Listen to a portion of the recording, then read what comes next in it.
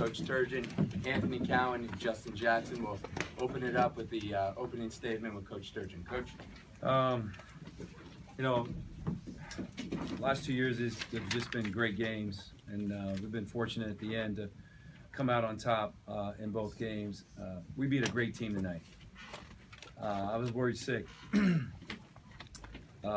We went twice on Sunday. We went 2.5 hours yesterday. We had a walkthrough last night. We had a walkthrough this morning. We had a shoot around because I knew how good Georgetown was. And then they started to make some shots. And then they made almost every free throw. But our guys never quit. We kept competing. And we did a great job in press offense. We spent so much time on press offense. Our half-court offense wasn't as good as it needed to be. But we really guarded, except for fouling, we really guarded well. And we never quit. And I was just really proud of our guys. We stepped up and made free throws. And, you know, obviously a great locker room. Okay, we'll open up for questions. If you can say your name and affiliation, we'll start Don over here, please.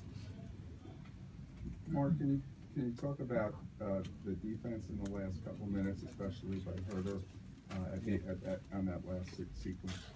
Well, you know, I recruited him as a shot blocker. He was actually a 6'3" point guard when I started recruiting him. Now he's 6'7" and long and athletic. It's amazing what he's done in such a short time. We were playing such funny lineups, we really didn't know what we were doing, to be quite honest with you. We were trying to cup there, which means we double the ball from the inbounder, and we ran into each other. And so Ant kind of tripped and lost. The guy got an angle on him. But Kevin's a winner, and Kevin didn't stop, and he kept coming. But, you know, we don't practice press a lot, but we have a lot of competitors, and we got a couple steals, travel, and step out of bounds. And, you know, this is how crazy basketball is. Let's think about this. I'm yelling foul at the top of my lungs. Foul. We don't foul in the double team. He dribbles out. I'm yelling foul again. We don't foul. He steps out of bounds. So, I mean, that's just how we were very fortunate today. Questions? Roman in the back, please. Yeah, Mark. How difficult was it tonight with the amount of fouls that were called? How tight maybe the game was called? How difficult was it to find a rhythm, and how did you coach through that? Well, it was hard for both teams. It's early season, and I think a lot of our fouls is because Georgetown has such good players. I mean, they're hard to guard. They're athletic, they're big, they're fast, and they were really hard for us to guard. And, you know, it's early season, this happens. Now, the other night we didn't foul at all. Tonight we did. So we put so much time into press offense, we probably really didn't put enough time into guarding the basketball, which they can really drive it and do some things. And the middle ball screen killed us all night. But guys fought through it. Almost everybody on the team was in foul trouble. It was a great team win. You know, even Bender played with a broken wrist. He's been cleared by doctors to play, but he fought through some pain out there and really helped us. Do you feel like your technical kind of gave your team any energy after that? Or? Not really. I thought it hurt us. To be honest with you, it was a 2-point game when it happened. All of a sudden we're down 8 or 9.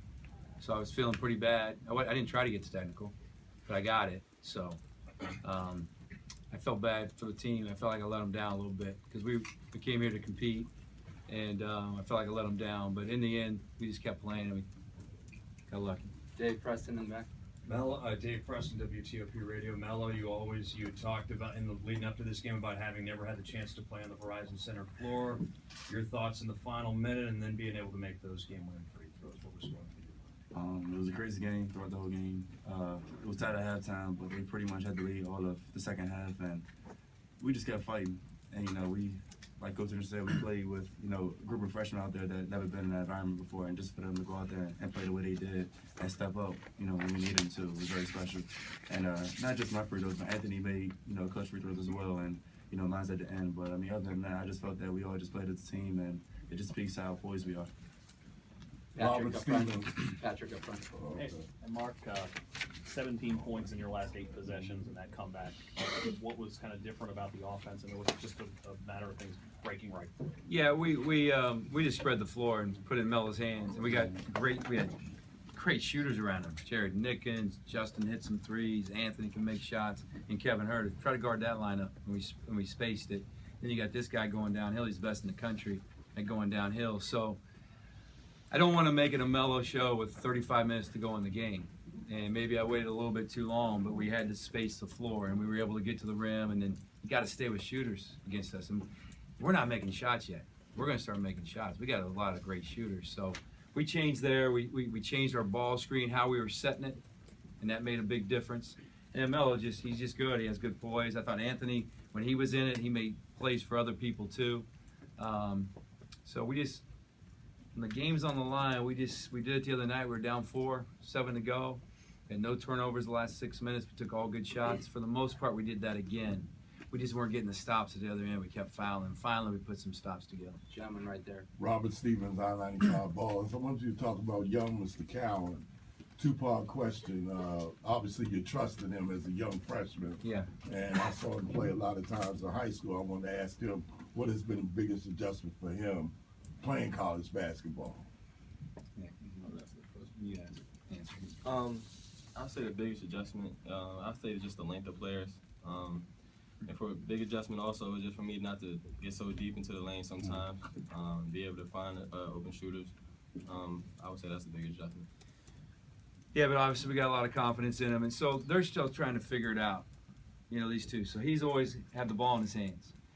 This guy can take pressure off of him. Melo doesn't like to not have the ball in his hands. So we're kind of going through it. So we got a lot of different calls where when he's at the point or he's at the point, and we're just trying to get it all fixed. But, you know, he was terrific defensively. We always put him on the best player. I thought he got us going in the second half when we went up 4. He made plays for guys. And obviously we got a ton of confidence in him. I'm not sure we took him out but maybe a minute in the second half because of foul trouble. Don, right up there. Mark, a year ago, there was a pretty big discrepancy in free throws at Xfinity. Did that cross your mind at all tonight? And also, what was the explanation on when Anthony had to take another free throw? I didn't even ask, Don. I was so busy trying to coach my team because we had so much going on and we haven't practiced those situations and we had crazy lineups in. And so every chance I got, I felt like there was a monitor, something going on. And so I was able to call guys over, which really kind of helped us because it allowed me to. We had like 7 extra timeouts there at the end, and we had to waste a timeout and press offense. So we needed it. I needed like 10 of them just to have a chance to try to explain what we were doing. I mean, we ran out of bounce plays. We never practiced. We got him a layup. You know, we were just kind of winging it. We were at the park playing some ball. And how about the discrepancy? Did that hit? Nah, I mean, maybe that's what helped me get my technical. You know, so I was talking about. But what made it worse is they made every free throw. I mean, they just kept making them and kept making them and kept making them, and that wears on you when you're sitting on the other bench. A couple more questions. Kyle.